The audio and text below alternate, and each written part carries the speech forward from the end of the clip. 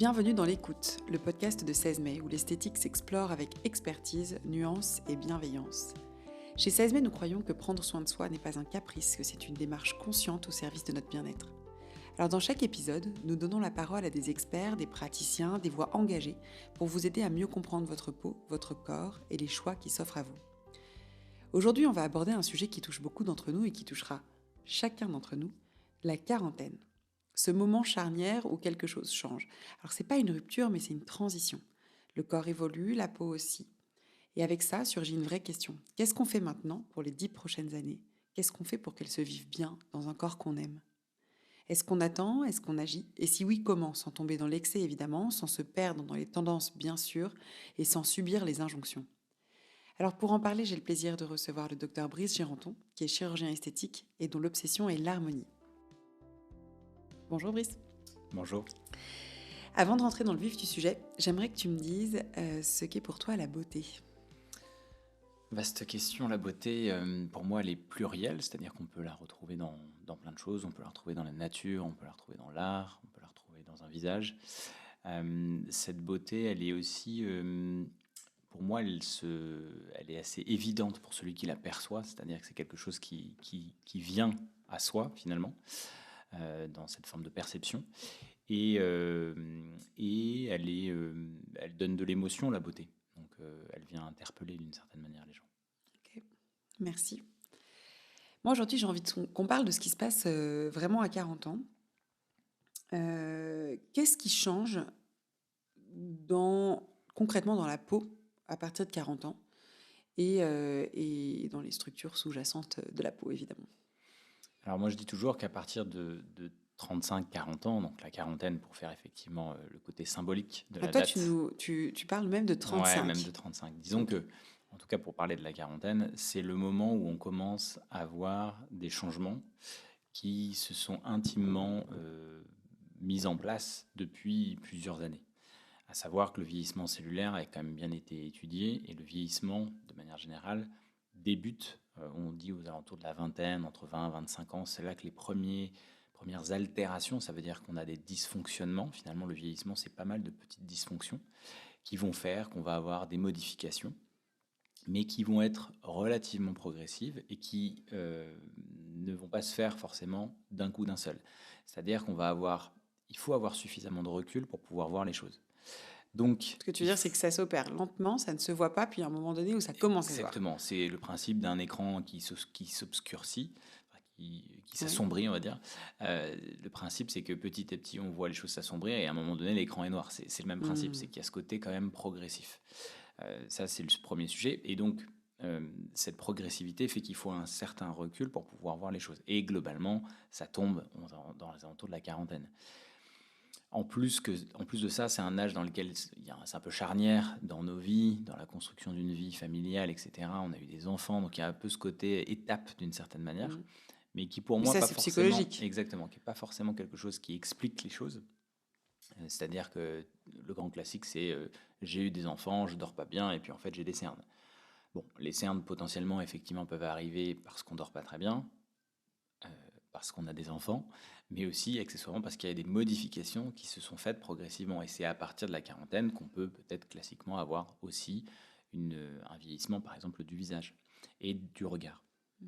Mais pour certaines personnes, c'est plus tôt, pour certaines personnes, c'est plus tard. Ok. Exactement. Mais concrètement, qu'est-ce qui se passe dans la peau, justement ? Qu'est-ce qui se passe dans la peau ? On va avoir en fait, le vieillissement, une certaine forme de désorganisation. Il faut savoir que la peau, c'est un organe qui est particulièrement complexe dans son organisation. Il y a plusieurs couches, on connaît classiquement l'épiderme, le derme et l'hypoderme, et notamment la structure du derme, qui est donc la couche, on va dire, intermédiaire de la peau, va se modifier et on est en perpétuel renouvellement.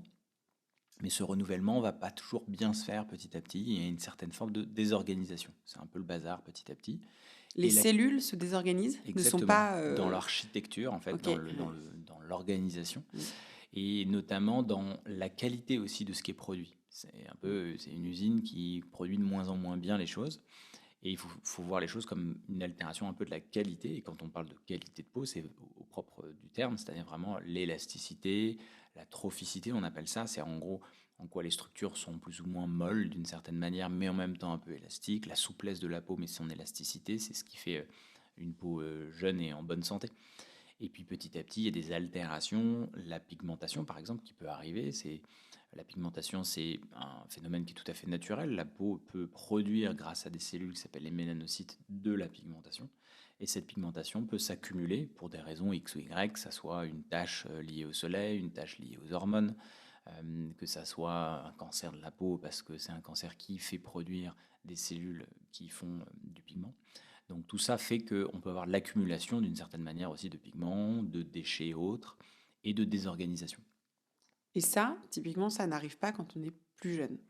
Non, parce qu'on a un système qui, normalement, encore une fois, s'organise bien, produit bien les choses, et n'est pas en manque non plus de certaines choses. Notamment, on parle de l'acide hyaluronique. Donc ça combat ça. Ça empêche cette tendance plutôt parce que le système fonctionne différemment, quoi, en gros. Exactement. Et puis comme on est en sans cesse renouvellement, les choses sont bien organisées, ça se renouvelle bien, on a encore une bonne quantité d'acide hyaluronique, on a une bonne quantité de collagène dans la peau, etc. qui est Et bien donc fait. justement, tu parles de collagène, forcément c'est le mot que tout le monde a à la bouche depuis plusieurs années, mais il diminue, la production diminue dans notre corps à partir de 25 ans, c'est ça? On dit qu'il y a effectivement à partir de 25 ans une décroissance progressive, qui est plus ou moins progressive alors en fonction des personnes, on va dire, et aussi en fonction du sexe, puisque globalement, les femmes, on a prouvé qu'il y avait une accélération, une sorte de catalyseur au moment de la période de la ménopause. Ok.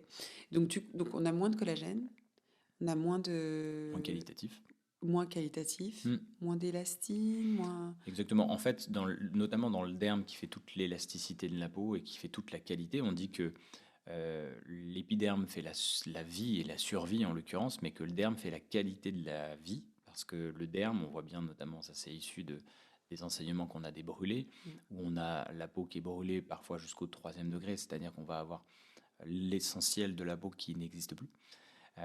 Et on sait très bien que reconstruire le derme est très compliqué, et donc ne faire survivre que les gens qu'avec de l'épiderme, donc en recouvrant leurs blessures et en les faisant cicatriser, n'est pas suffisant. En tout cas, pas pour de la qualité de la vie.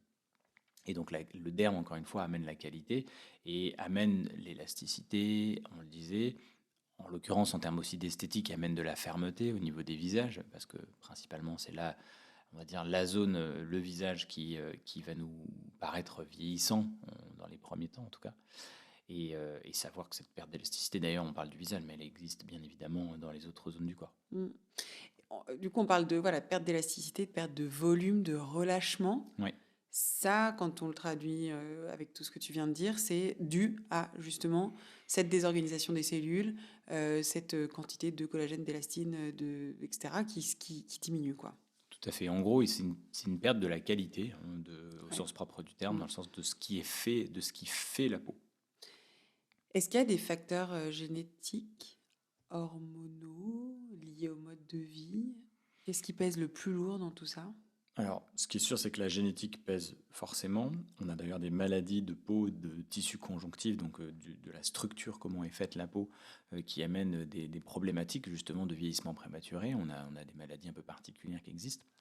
Mais mis à part ça, bien évidemment, la génétique au sens large, sans parler de maladies génétiques, apporte forcément son lot d'avantages et ou d'inconvénients. On sait qu'il y a des carnations, donc avec des peaux qui sont plus ou moins épaisses, donc qui vont avoir certaines qualités. Une peau qui est plus épaisse et souvent un peu plus tonique peut aussi apporter des visages un peu plus tombants aussi, d'une certaine manière, par la lourdeur d'une autre manière. Donc en fait, tu es content d'avoir ta peau tonique un certain temps, mais après, c'est plus lourd, quoi. Ouais, tout dépend aussi de sa morphologie, puisqu'on a des visages qui sont plus ou moins fins, bien sûr. Ce qui est sûr, ce qui va beaucoup peser dans la balance, dans la qualité de la peau, c'est tout ce qui va altérer, encore une fois, sa qualité en dehors du vieillissement, puisque le vieillissement est un processus inéluctable. On ne peut pas lutter contre le vieillissement, en tout cas pas en 2026. Et on peut avoir, notamment globalement, le soleil, le tabac, qui sont les grands classiques qui peuvent fondamentalement faire vieillir prématurément la peau, très fortement. Et puis après, il va y avoir tout un tas de petites choses qui peuvent altérer, des cicatrices qui peuvent altérer la qualité de la peau. Je dirais aussi quelque chose qui est très fréquent, c'est les variations de poids.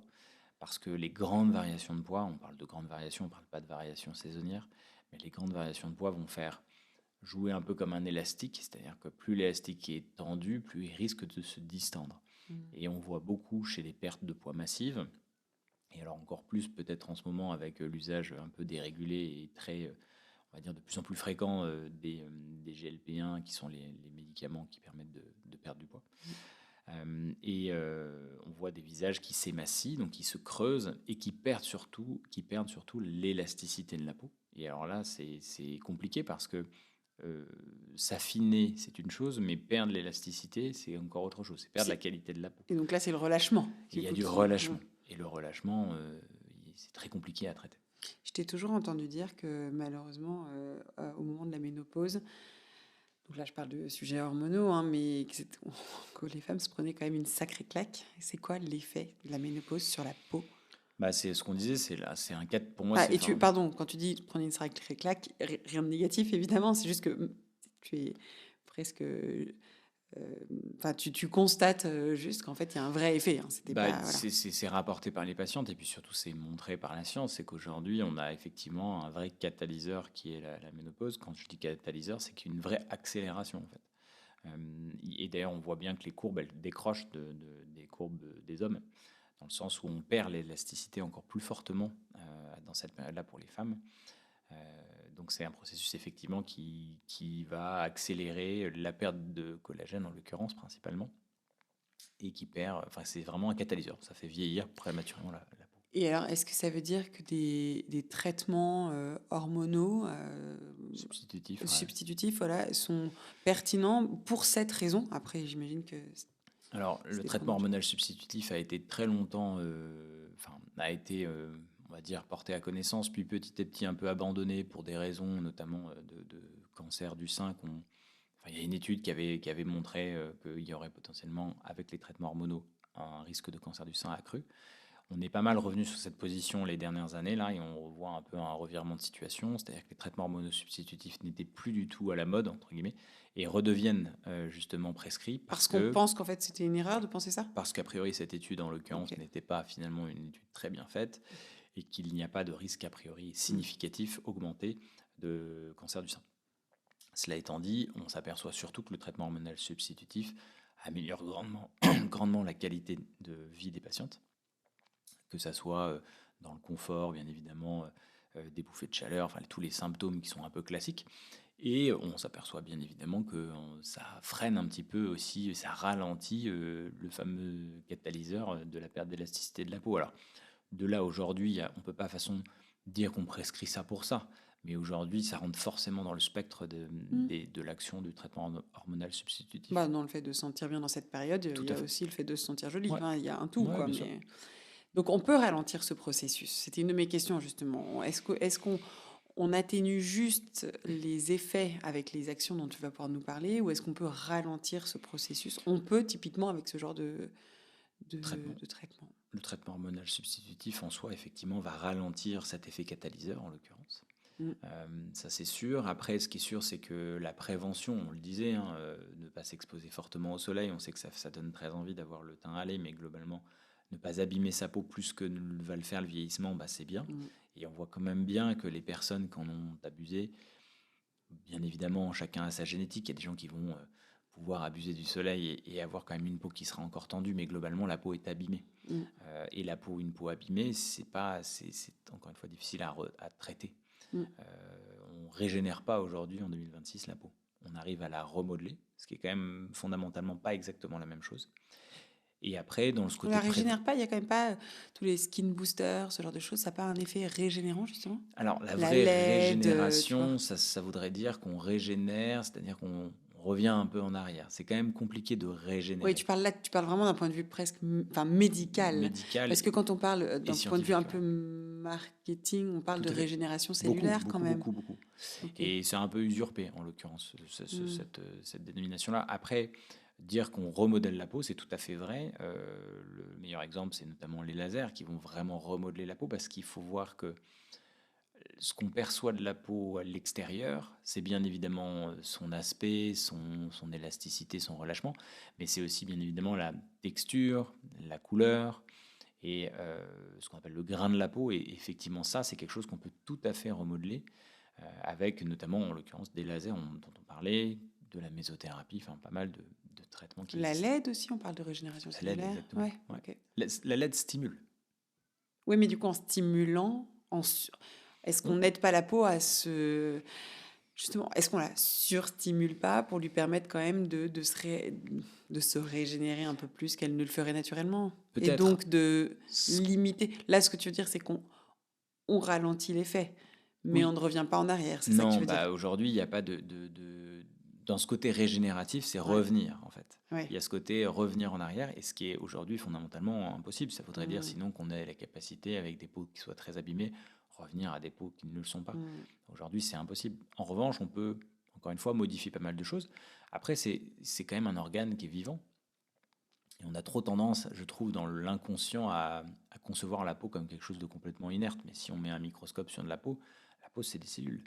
Des cellules qui migrent, pour savoir la partie épidermique, en à peu près un mois jusqu'à la partie superficielle. Il y a une régénération qui est constante, qui est faite par le corps. Ça, pour le coup, le corps se régénère, ça c'est certain, et s'organise et produit des cellules, etc. Donc oui, on peut stimuler, on peut remodeler, mais fondamentalement, on ne régénère pas. C'est le doux rêve d'aujourd'hui. Ouais. On a tous l'envie, d'une certaine manière, de pouvoir revenir en arrière, ce qui est fondamentalement difficile. Si tu devais donner 3 habitudes non négociables à une femme de 40 ans, ce serait lesquelles? Je ne parle pas là de sujets esthétiques, de soins, des habitudes. Tu as parlé évidemment du soleil. Ouais. C'est quoi les 3 trucs non négociables? Clairement, le numéro 1, c'est clairement le soleil. Alors après, l'idée, c'est de se protéger du soleil toute l'année. Alors, bien évidemment, évaluer en fonction de son exposition. Mais si on veut faire une recommandation générale, et c'est ce qui est dit, c'est de se protéger globalement tous les jours et de réappliquer de la crème solaire quand on va s'exposer à l'extérieur, quand on fait des activités sportives. Ça va trop vite le moment où on se retrouve en train de courir en plein soleil et de ne pas avoir de crème. Parce que tous les coups de soleil vont vraiment fondamentalement mettre un coup à la peau, et la peau va se protéger, elle va réagir, mais on abîme fondamentalement l'ADN de sa peau. Okay. Donc les peaux très abîmées sont quand même globalement des peaux exposées au soleil. Donc fondamentalement, le conseil numéro 1, clairement, c'est la protection contre le soleil. Ensuite, l'hydratation de la peau. Je pense que fondamentalement, il faut aussi s'hydrater la peau. Alors après, s'hydrater la peau, ça veut dire quoi? Ça veut dire appliquer de la crème hydratante. Il n'y a pas de crème, moi je ne crois pas vraiment en des formulations exceptionnelles de crème, en l'occurrence hydratante. Il faut trouver la crème qui convient à chacun, à chacune, en fonction de sa peau, en fonction de l'aspect de sa peau. Il y a des crèmes qui vont graisser, il y a d'autres qui graissent moins. Il ne faut pas que ça crée des imperfections, que dans l'équilibre de la peau, on ait quelque chose qui marche bien, mais il faut savoir que le réservoir, d'une certaine manière, d'hydratation avec le temps va diminuer, et qu'on aura de plus en plus besoin d'hydrater sa peau. Okay. Une peau est de plus en plus déshydratée. Donc ça, en termes de conseils, je pense que l'hydratation matin et soir, dans l'idée, est important. Et le dernier conseil que je donnerais, je pense quand même que c'est un conseil plus général, mais je pense que, notamment, moi je crois en fait que l'alimentation est important, l'hydratation, et que la peau n'est qu'un organe de notre organisme. Et pour avoir un organe en bonne santé, c'est comme pour avoir les autres organes en bonne santé, c'est qu'il faut avoir une bonne alimentation saine et équilibrée, une bonne hydratation, parce qu'on sait que la peau est quand même l'expression parfois de déséquilibres, qu'ils soient multiples, que ce soit des déséquilibres hormonaux, que ce soit des déséquilibres, des carences. Enfin, il y a des choses qui se voient à travers la peau, comme c'est un organe. Donc je pense que fondamentalement, avoir une alimentation équilibrée serait le 3e conseil. Ok. Et à l'inverse, comment tu classes par ordre d'impact réel sur le vieillissement cutané ce qui vient l'agresser, c'est-à-dire le sommeil, le soleil, mais peut-être le manque de sommeil aussi, ça c'est une question que je me pose, l'alimentation, le stress, le tabac, j'en sais rien, il y a plein de choses, mais comment tu classes par ordre d'impact réel? Je pense que vraiment le soleil, encore une fois, on le voit partout, mais c'est vrai. Enfin, la- on a tant d'exemples qui montrent que ça abîme fondamentalement la peau, quoi. Euh, Il y a tant d'exemples dans le sens où il y a des exemples où il y a des gens qui ont été exposés que d'un côté du visage. On voit des photos de mains d'une personne âgée versus les photos de la haut de ses cuisses, qui ont toujours été protégées sous un short, par exemple. Et on voit fondamentalement que les rayons de toute une vie sont clairement quelque chose d'hyper impactant. Et aujourd'hui, je crois qu'il n'y a pas quelque chose qui fait plus vieillir que le soleil, très clairement. Ok. Il se dit même que le vieillissement, l'aspect vieilli de la peau est, je crois, à plus de 50% responsable, le soleil est responsable de plus de 50% de l'aspect vieilli de la peau. Donc, à plus de 50%, je ne sais plus la stat, mais c'est beaucoup. Donc, fondamentalement, c'est le facteur. Ça, on a peine à le croire parce que souvent, on se dit que si on prend pas de coups de soleil, si on bronze un peu, puis c'est toujours sympa d'être un peu bronzé, on n'abîme pas sa peau. Mais clairement, de toute façon, c'est une réaction. Le bronzage est une réaction de la peau. Protection, de en fait, protection. justement. Et ce qu'il faut comprendre en plus, c'est qu'il y a un caractère, on disait accumulatif, avec les années. On a un capital solaire qui n'est plus bon, qui a été brûlé d'une certaine manière. Et aussi, on disait la capacité de réparation, elle est bien moins bonne à 70 ans qu'à 20 ans. Donc les dégâts qui sont faits sur l'ADN vont être moins bien réparés. Donc la peau, vraiment, il y a un côté accumulatif et il faut faire d'autant plus attention qu'on prend de l'âge. Parce que souvent aussi, ça peut être la réflexion de se dire, j'ai 40 ans en l'occurrence, moi, franchement, on n'est pas à peu près à la Ma moitié peau de est sa moins vie d'une certaine fragile, ou manière. alors, On se dit ma ouais, peau est moins on se dit peut-être fragile. que la peau est moins fragile que quand on est plus jeune, non? Ouais, et puis on se dit, c'est pas très grave parce que de toute façon, on a fait justement le capital solaire. Enfin, les gens le voient parfois à l'inverse en se disant, on fait très attention du coup aux enfants et donc voilà. Mais aujourd'hui, fondamentalement, je pense qu'il est encore plus important presque de faire très attention avec le temps parce que cette capacité de réparation, parce que exactement, c'est des dégâts, encore une fois, de l'ADN, elle est moins bonne. Ok. Donc, number one, c'est le soleil. Number one, le soleil. Le tabac, effectivement, a un bon tabagisme, clairement, ça abîme très fortement la peau et c'est particulièrement fréquent, en l'occurrence encore, malheureusement, dans nos populations. Donc, le tabac, effectivement, est un facteur de vieillissement fort de la peau. Et après, tu vois, sommeil, alimentation, stress, comment tu le classes, hein? Ce qui est sûr, c'est que l'alimentation peut, on le disait, à mon avis, en termes de, encore une fois, c'est un organe, donc en termes d'expression, de carence, en termes de... Et ça va pas forcément être un impact sur le vieillissement. Est-ce que c'est pas le stress qui a le plus d'impact? Clairement, le stress. Alors le stress est difficilement... ce qui est compliqué à comprendre, c'est que le stress cellulaire n'est pas forcément le stress ressenti. Mais ce qui est sûr, c'est que le stress cellulaire, par la production notamment des radicaux libres, abîme fondamentalement les choses. Tu peux nous expliquer ce que c'est? Oui, par rapport à ça, d'ailleurs, je veux juste faire un petit retour sur l'alimentation, et notamment l'alimentation sucrée. On parle beaucoup de l'alimentation sucrée, justement, par la naissance des radicaux libres, qui sont en fait des sortes de produits de dégradation, et qui ont une toxicité et font du stress cellulaire. C'est le fameux stress oxydatif? Exactement. Okay. En fait, il faut comprendre qu'une cellule, elle a un fonctionnement avec un noyau cellulaire, avec une petite usine qui est la mitochondrie dans la cellule. Ça, c'est, on va dire, à l'échelle vraiment de l'unité. On est fait de cellules.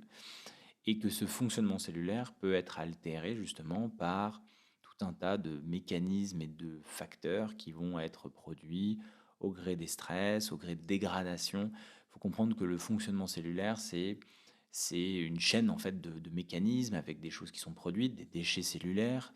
Encore une fois, on disait, on est vivant, on s'organise, on se réorganise. Il y a donc du déchet, il y a de la mort cellulaire qui est tout à fait on va dire, une chose normale dans l'organisme. Mais on peut avoir des choses qui vont favoriser justement ce stress-là et augmenter l'altération des cellules, modifier les membranes, donc modifier en fait la qualité, encore une fois aussi, de cette petite cellule. Okay. Et donc c'est ce qu'on appelle globalement le stress oxydatif, et qui va effectivement altérer le fonctionnement cellulaire en l'occurrence, et qui va avoir des répercussions progressivement à l'échelle plus cellulaire, à l'échelle de l'organisme, puisque à partir du moment où on fait dysfonctionner l'unité, on va dire, de construction d'un organisme, ça commence à à se ressentir sur la fonction de l'organe et effectivement, pour le coup, sur la peau, sur sa qualité. Donc, sur l'alimentation, le stress clairement oxydatif, notamment lié à des prises de sucre répétées et à cette alimentation qui n'est pas forcément toujours équilibrée, trop sucrée en l'occurrence. Ça Euh, fait vieillir. ça fait vieillir. Manger du sucre, D'une certaine manière, entre guillemets, fait en vieillir. excès, fait Ouais, vieillir. Ok. en excès, effectivement, bien sûr, puisque le sucre, Mais on en la a peau besoin. et puis tous les autres organes, en fait. Ça, c'est sûr. Et puis, pour revenir effectivement sur le stress, en l'occurrence, donc encore une fois, il faut potentiellement un peu distinguer le stress, qui est le stress oxydatif, du stress perçu, on va dire. Mais effectivement, le stress de la cellule en elle-même va être un critère qui peut faire vieillir. Ok, donc maintenant qu'on a fait ce bilan à la fois très intéressant et en même enfin, et complet et un peu flippant quand même, parce qu'on voit qu'il y a beaucoup de choses qui ont un effet, est-ce que tu peux me dire en termes de prévention, ou pas uniquement de prévention d'ailleurs, mais de manière un peu générale, ce qu'on fait à 40 ans, en gros, quels sont les soins ou traitements qui pour toi ont vraiment un intérêt alors préventif, pas curatif, mais préventif déjà. Parce qu'en fait, à 40 ans, ok, on a senti qu'il y avait une phase de transition, Ouais. mais il faut quand même préparer la suite. Il y a peut-être des choses à corriger, ok. Oui, il y a des tâches qui sont apparues, on peut les traiter au laser. Euh, alors j'allais te dire, il y a des rides sur le front, on peut les traiter avec du Botox. Peut-être d'ailleurs que c'est encore de la prévention à ce stade-là. Enfin, qu'est-ce qui a vraiment un intérêt en préventif? Bah, ce qui est sûr, effectivement, c'est que le côté, là tu parlais effectivement du côté plus curatif, en l'occurrence des tâches, donc Ouais. on peut en parler, mais c'est autre chose. Sur ce côté préventif, oui, il y a des gens qui vont vieillir potentiellement prématurément leur peau par une action musculaire, tu le disais par rapport au Botox. On peut considérer que la toxine botulique ou le Botox peut être préventif chez des gens qui, on le sait, ont une action très forte, par exemple de froncer très fortement les sourcils, qui ne sont pas encore beaucoup marqués, mais qui vont l'être progressivement. Et Au ça, niveau des pas de c'est même doigts, pas à 40 ans. Enfin, limite, c'est plutôt idéalement. ça peut même être un peu avant, puisqu'on a des gens qui peuvent être très marqués plus tôt.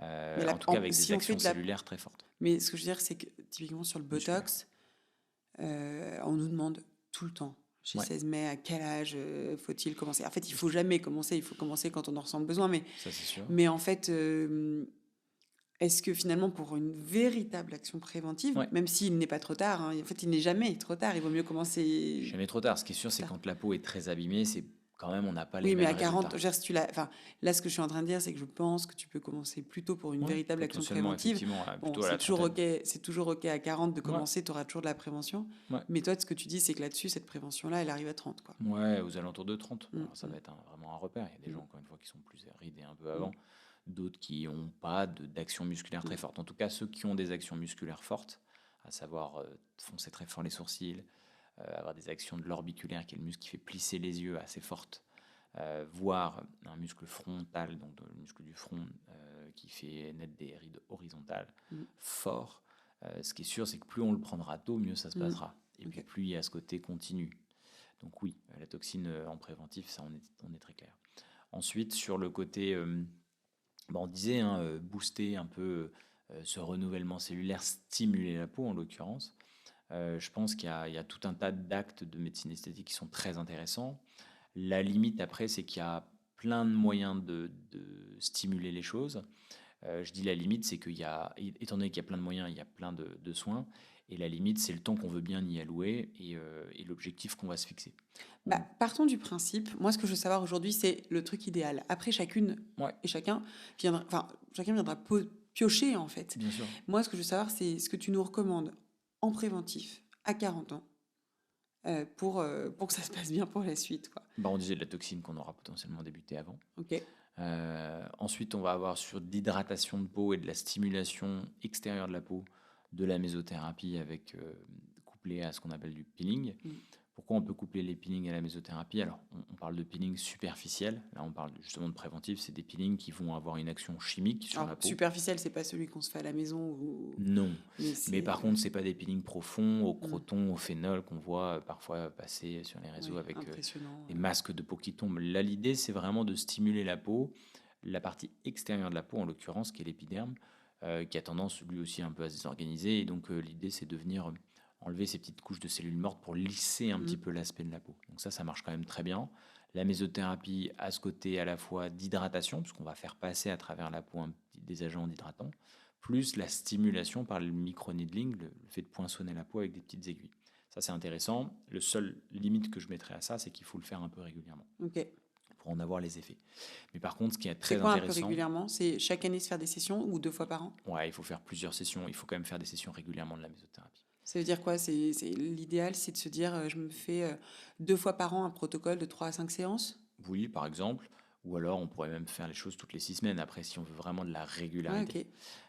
Ce qui est sûr, c'est qu'il faut le micro-needling, il faut y revenir parce que c'est une stimulation, encore une fois, d'un organe qui évolue, qui bouge. Et donc, c'est pas en faisant une session de micro-needling par an, de mésothérapie par an, qu'on aura beaucoup de résultats. Ok. Là-dessus, moi j'ai toujours une image qui me vient, dont on a déjà parlé, c'est les cheveux, quoi. On est habitué à prendre soin de nos cheveux toute notre vie. Ouais. On sait bien que faire un masque une fois par an ne suffit pas.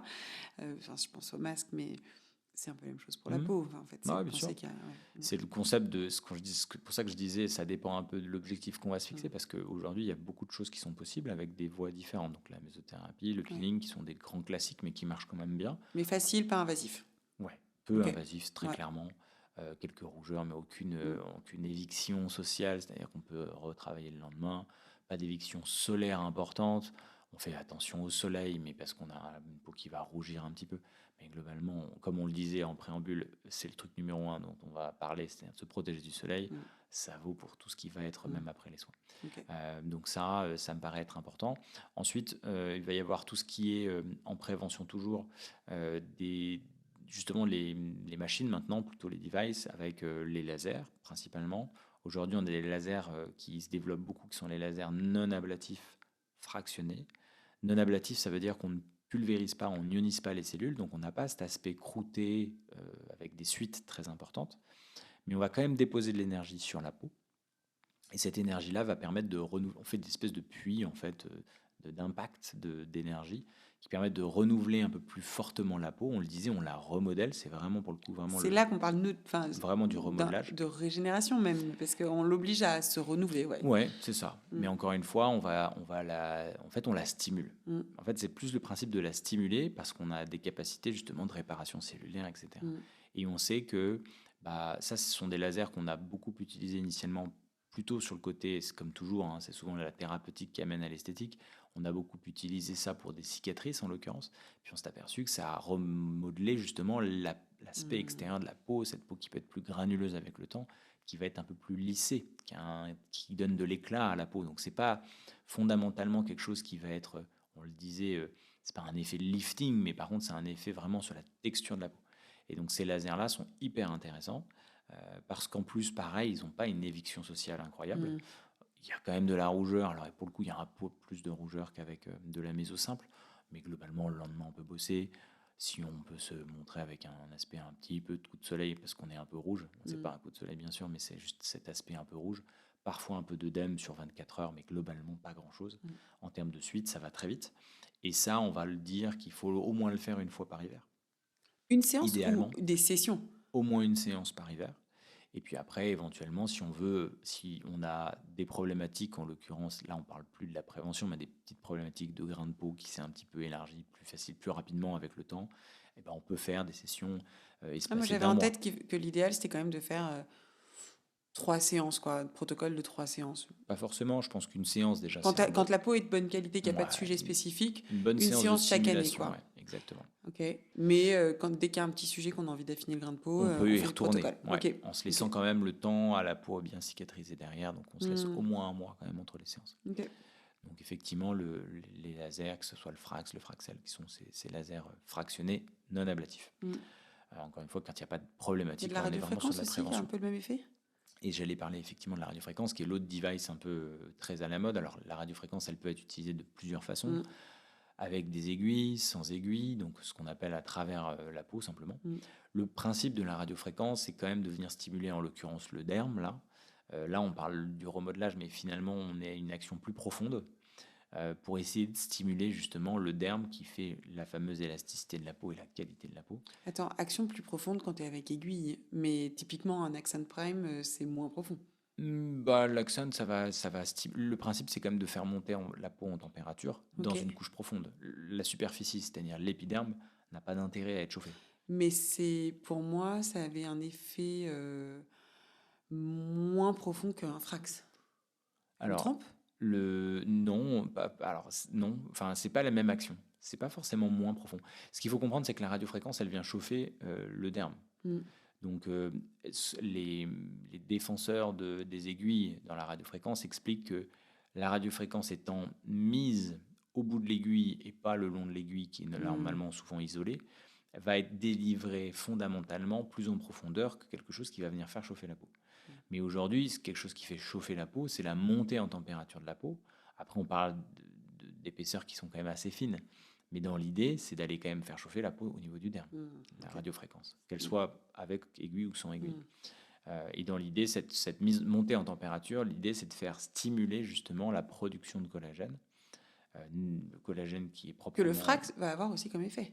Enfin, que le c'est un Frax effet aussi va avoir qui comme effet, ouais. Ouais, ok. En fait, le Frax, il a un effet remodelant, parce qu'il a un effet de surface, Ouais. puisque le puits d'énergie va partir des cellules épidermiques, et puis la colonne, elle descend Ouais. jusqu'à la partie du derme, voire un peu plus bas. Et dans cette idée-là, c'est une régénération sur l'épaisseur complète de la peau. D'accord. Mais il y a cet effet, je trouve, intéressant du remodelage et de l'aspect extérieur. Parce que fondamentalement, on peut, bien évidemment, on le disait, travailler des cicatrices, lisser les cicatrices avec ce type de laser. Donc il y a un vrai remodelage extérieur. Ok. Là où la radiofréquence ne donnera pas d'aspect véritablement On change extérieur. pas de qualité de peau en extérieur. Ok. Ouais, pas visuellement. On va pas changer le grain de peau, on va pas affiner, on va pas donner de l'éclat à la peau avec de la radiofréquence. On va plutôt donner de la qualité, de la tonicité, de l'élasticité, qui est quelque chose qui est plus perçu de manière très personnelle. Ok. Donc ça, tu nous recommandes pour le coup de le faire de manière très régulière. Bah oui, la stimulation en radiofréquence, effectivement, régulière et plutôt jeune. C'est ce qu'on disait, c'est que pareil, un corps est plus stimulable à 40 qu'il ne l'est à 70. Ok, donc commençons le plus tôt possible, quoi. Exactement. Ok. Donc Tu nous en termes de machines, on est déjà pas mal. Après, mais là, on est à la fois sur de la prévention et potentiellement sur de la correction, mais sur des injections. On sait qu'il y a des injections aujourd'hui un peu de nouvelle génération d'acide hyaluronique qui s'appelle le Profilo. Le Profilo, c'est une injection d'acide hyaluronique très concentrée, mais très spécifique, puisqu'elle ne donne pas de volume. Donc c'est charger la peau en acide hyaluronique, qu'on a tendance à avoir quand même moins bien renouvelé avec le temps, pour pouvoir avoir une capacité à hydrater fortement la peau. Ah, tu vois, j'avais en tête que le Profilo, c'était volumateur. Non. Ok. L'acide hyaluronique non volumateur. En Ouais, fait, il n'y ok. a pas de pont, c'est une production de l'acide hyaluronique de manière thermique. C'est un process qui est breveté, qui est unique au monde, qui existe depuis un petit moment et qui apporte vraiment de l'hydratation, là où tous les autres acides hyaluroniques apportent forcément un peu de volume. Parce que l'acide hyaluronique, il est forcément un minimum réticulé. Et la réticulation, c'est le fait que la molécule, elle soit organisée pour qu'elle tienne. Comme un gel un peu. Exactement. Et donc le Profilo n'apporte pas de volume, mais apporte très fortement de l'hydratation. Et donc, hydrater, ce que je disais, c'est correctif et pas forcément, enfin c'est préventif et en même temps correctif, c'est qu'avec le temps, on perd en hydratation et donc techniquement parlant, c'est déjà de la correction pour moi. On n'est presque plus dans la prévention, mais si on voit sur le spectre long et à un avenir plus large, oui, c'est de la prévention en se disant que on va continuer d'hydrater la peau avec ce type de process. Donc ça, c'est un traitement qui est assez intéressant, qui peut se faire au niveau du visage, qui peut se faire au niveau du cou, qui peut se faire au niveau du décolleté, qui peut se faire d'ailleurs aussi au niveau du corps, parce qu'on parle du visage, mais on parle aussi de la déshydratation des bras, du ventre. Donc ça, c'est très intéressant. Et puis après, justement, l'acide hyaluronique classique, mais là, qui va vite, petit à petit, à la fois, bien évidemment, repulper un peu quand même les tissus. Donc on est déjà dans une correction, puisqu'on a déjà perdu un peu de volume, et là, on passe dans la phase quand même correctif, à partir du moment où on va utiliser de l'acide hyaluronique réticulé. Les skin boosters, là c'est... Alors le skin tu trouves booster, que c'est de la correction? Parce que pas vraiment, non? Le skin booster amène de l'hydratation aussi. Il est quand même souvent un peu expliquer ce que c'est? réticulé. Alors, skin booster, le nom skin booster, c'est une marque déposée par Galderma. Le principe étant assez simple, c'est d'avoir fait de l'acide hyaluronique très fluide, quasiment comme de l'eau d'une certaine manière, donc très peu réticulé et très peu volumateur. C'est un peu Comme le le profilo? principe du profilo, mais le profilo, encore une fois, on peut faire des papules énormes sous la peau. Des papules, ça fait des petites bosses. L'acide hyaluronique va forcément être bu.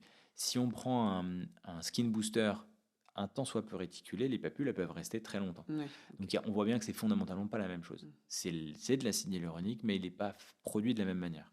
Donc le skin booster, très intéressant. Alors moi je trouve très intéressant principalement pour les joues, parce que de fait, il faut quand même avoir un espace d'injection qui soit quand même relativement souple et qui puisse avoir cette capacité d'accueillir quelque chose qui est très peu volumateur encore une fois, mais qui l'est quand même un petit peu.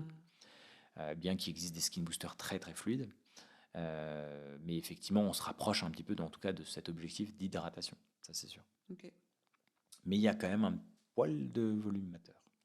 Tu penses à quoi d'autre en préventif? Je pense qu'en termes de prévention, on est déjà sur des choses qui sont pas mal. Après, on le disait, mais pareil, on est presque sur de la correction. On parlait des lasers qui vont jouer sur la pigmentation. On peut quand même se dire que faire un petit coup de balayage, on va dire, sur le visage d'un laser pigmentaire hyper léger pour pouvoir un peu détacher, entre guillemets, le fond qui va commencer à se brouiller. Parce que, pareil, les tâches, c'est comme le vieillissement, elles n'apparaissent pas du jour au lendemain. Elles s'intensifient avec le temps. Et petit à petit, elles s'intensifient, elles se localisent et hop, on commence à voir apparaître les choses. Mais si on regarde bien les choses, si on prenait les photos tous les ans des gens et on regarderait bien, on verrait bien que c'est un processus pareil, qui glisse petit à petit.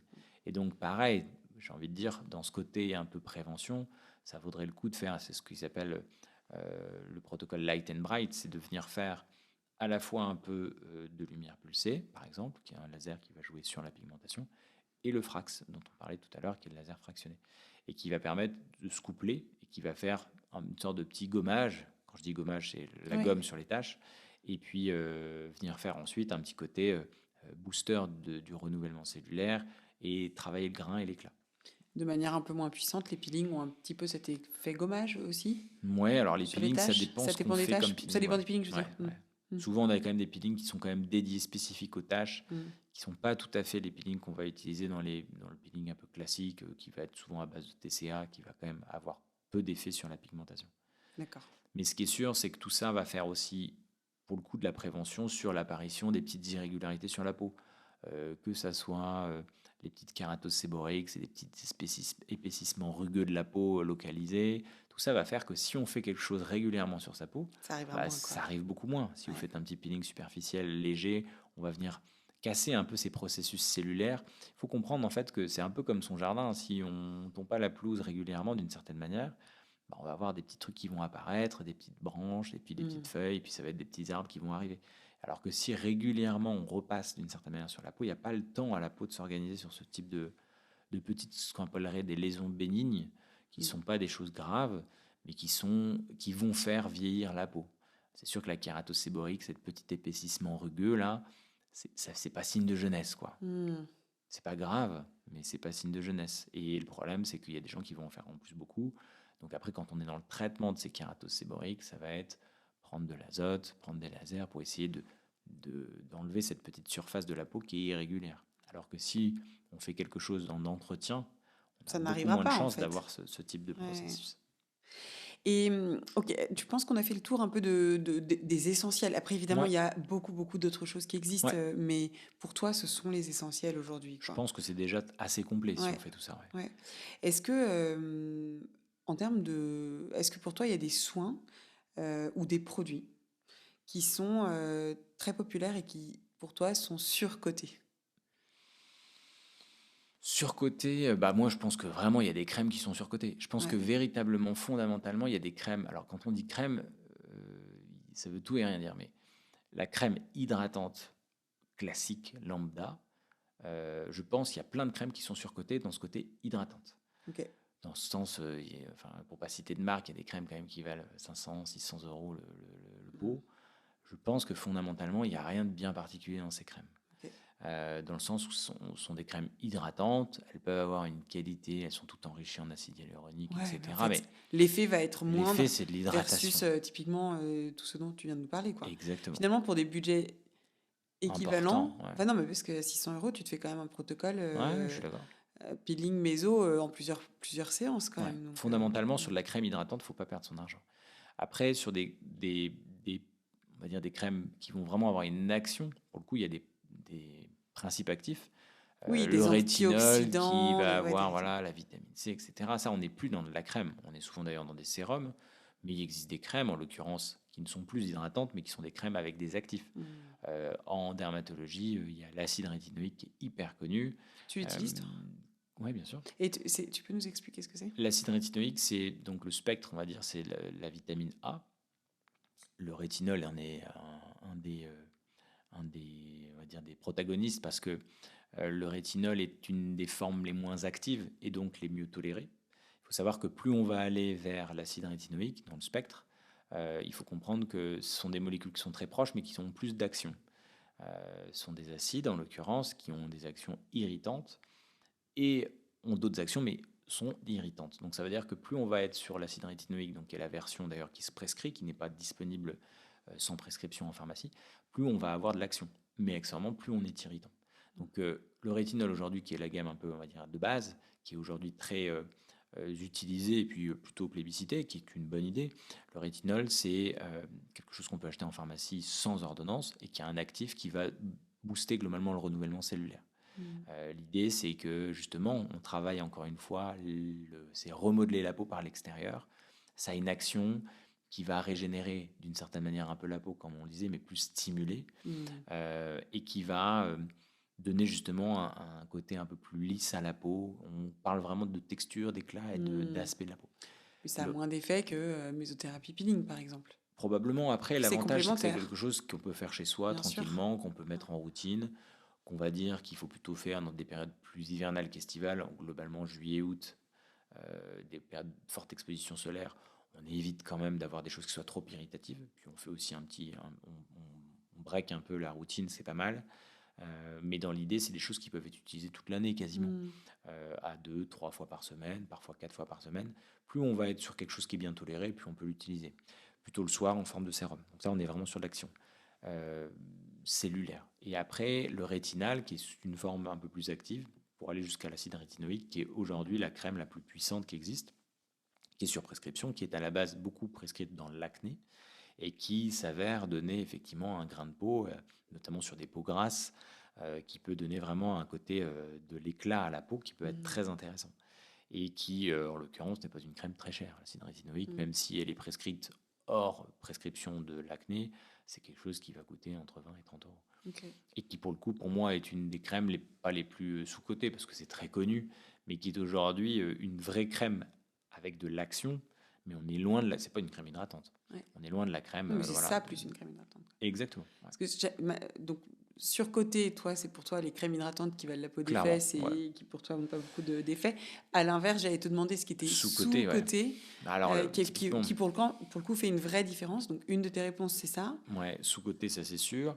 Après, juste pour revenir sur le côté sur-côté, il y a beaucoup de choses aussi aujourd'hui, malheureusement, qui vont donner peu de détails sur les principes actifs et les tests qu'on a pu faire sur des crèmes, mais qui vont en vanter plein de louanges, quoi. Mm. C'est-à-dire qu'on va voir aujourd'hui apparaître tout un tas de sérums un peu d'imitation à la vitamine C qui n'ont pas forcément d'action parce que la vitamine C n'est pas très stable dans ces Mm. préparations et qu'il faut quand même se méfier un peu quand même globalement du marketing et notamment de tous ces produits très naturels, très voilà. Moi, je trouve qu'il y a ce côté, c'est très intéressant d'aller chercher quelque chose de naturel euh, pour essayer d'avoir le moins de principes actifs, d'avoir des solutions qui sont assez simples, et simples à comprendre, simples en Mm. action, mais qu'il faut se méfier quand même des actions parce que parfois on n'a quand même pas beaucoup d'actions. Ok. Et donc sous-coté qui fait une vraie différence. Qu'est-ce que tu parles du rétinol? Il y a autre chose? Ouais, rétinol, je pense que la Ou vitamine même C, ou même en soins, hein, pas forcément en pas produit, hein, forcément mais produit. En tout cas, sur le produit, la vitamine C est un antioxydant qui paraît être bien. Après, encore une fois, il faut quand même bien choisir ses sérums parce que on a quand même une vitamine C qui est quand même très instable et en termes de concentration, c'est aussi difficile. Et puis ensuite, en termes de soins, qu'est-ce qui est sous-coté en termes de soins? Je pense quand même que la mésothérapie, le microneedling est un peu sous-coté parce que c'est quelque chose qui est vieux, que pas forcément un truc qui est récent et qui du coup bon, on se dit, et puis si C'est- on en fait une séance, on n'a pas l'impression que ce soit très efficace. Et je pense que en faire assez régulièrement du needling, micro-needling, c'est assez intéressant. Ok. Et pour ça, je trouve que c'est sous-coté. Mais il faut y revenir régulièrement. Donc il faut trouver un endroit pour pouvoir le faire régulièrement, probablement pas trop loin de chez soi, parce que sinon c'est compliqué à faire régulièrement. Mm. Est-ce que tu as envie de partager autre chose sur ce sujet du 40-50 ans à bien Qualité de gérer pour sa peau. peau? Non, je pense que vraiment retenir l'équilibre, notamment je pense vraiment sur l'alimentation, sur la prévention effectivement solaire, Mm. et moi je pense quand même qu'il faut essayer de se donner un peu des objectifs, parce qu'on se donne tous des objectifs dans plein de choses. Et c'est de se fixer véritablement ce qu'on veut aussi, c'est-à-dire sur sa peau. C'est effectivement un investissement financier forcément.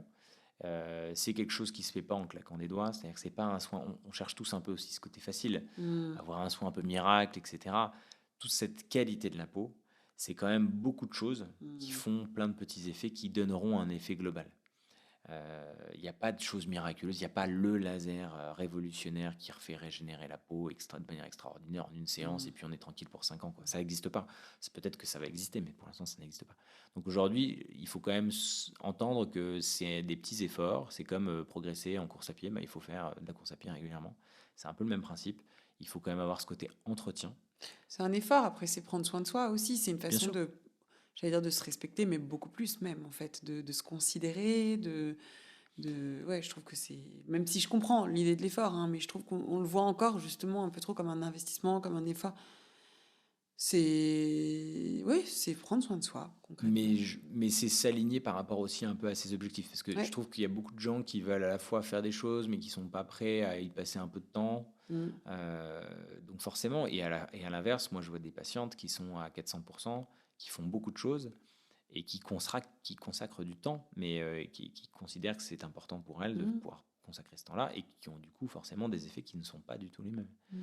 Mais aujourd'hui, il y a beaucoup de gens qui viennent un petit peu en consultation, qui sont un peu voilà, qui ont envie de s'y atteler, mais en même temps qui n'ont pas forcément le temps de s'y atteler. Mm. Et je pense que ça prend du temps et il faut Se mettre faire des effectivement pas objectifs, mal de comme tu choses. dis. Ouais. D'une certaine manière, pas dans l'objectif, dans le côté de se dire il faut absolument que je réussisse cet objectif, pas dans le côté pression de l'objectif, Mm. mais d'être aligné avec ce qu'on veut. C'est-à-dire qu'on met les moyens par rapport à ces objectifs. C'est sûr que si on veut avoir une peau nickel, mais qu'on fait rien pour, c'est très compliqué. Et Bien encore sûr. une fois, il ne faut pas tomber en essayant de chercher absolument Le le truc soin miracle. parfait, miracle. Quoi. J'ai une dernière question pour toi, qui est notre question un peu rituelle. Quelle est la dernière plus belle chose que tu aies vue? La dernière plus belle chose que j'ai vue, c'est pas la dernière, je sais pas, c'est Ouais. pas la dernière, mais il y a un truc qui me vient à l'esprit, c'est regarder la graisse au microscope.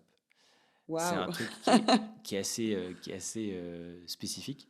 En gros, Oui. quand on fait de la microchirurgie, on regarde à travers un microscope et on voit avec des grossissements très forts, en l'occurrence les tissus graisseux. Je trouve qu'un lobule de graisse, c'est assez dingue à voir. Je pense que ça se trouve sur Internet, vous tapez graisse en microchirurgie. Et tu trouves ça beau? En fait, c'est assez exceptionnel parce ça fait un côté un peu, il y a des facettes, il y a de la lumière. Un microscope électronique a de la lumière et ça renvoie la lumière. Ça fait comme des petites facettes, comme des petits miroirs. Et c'est assez incroyable. Ouais. Franchement c'est quelque chose qui est particulièrement beau. Globalement, voir l'anatomie au microscope, c'est assez exceptionnel. Pour un chirurgien? Ou pour tout le monde? Je pense que c'est même pas qu'une histoire de chirurgien. Hein. On peut pas être, à mon sens, on peut pas être complètement imperméable à ça. Il y a ce côté. Alors, je pense que c'est peut-être ça va plus loin dans le sens où c'est la représentation du vivant et dans ce côté. Justement, on parlait de cellules, d'unité. Enfin, c'est assez dingue. Moi, ça m'a toujours passionné. Mais il y a quand même un côté beau. Enfin, franchement, une cellule, c'est complètement dingue. En fait, Oui. c'est le côté à la fois dans le fonctionnement et dans l'aspect esthétique, quoi. En l'occurrence, un lobule graisseux, la graisse peut être très belle quand on la regarde comme ça. Ok. Merci et merci pour tous tes conseils. Merci beaucoup. Mais merci à toi. Moi, ce que je retiens de cet échange, c'est que finalement, vieillir en beauté, c'est un choix. C'est presque une stratégie. C'est adopter les bonnes habitudes dès maintenant, utiliser les outils de la médecine esthétique avec intelligence et discernement. Et je pense que c'est tout ça qui fera la différence entre subir et choisir. Alors si cet épisode vous a plu ou vous a donné envie de vous poser les bonnes questions, partagez-le. Ce simple geste peut toucher quelqu'un qui en avait besoin peut-être. Et surtout, je vous souhaite de vous sentir bien. Je vous dis à très bientôt dans l'écoute.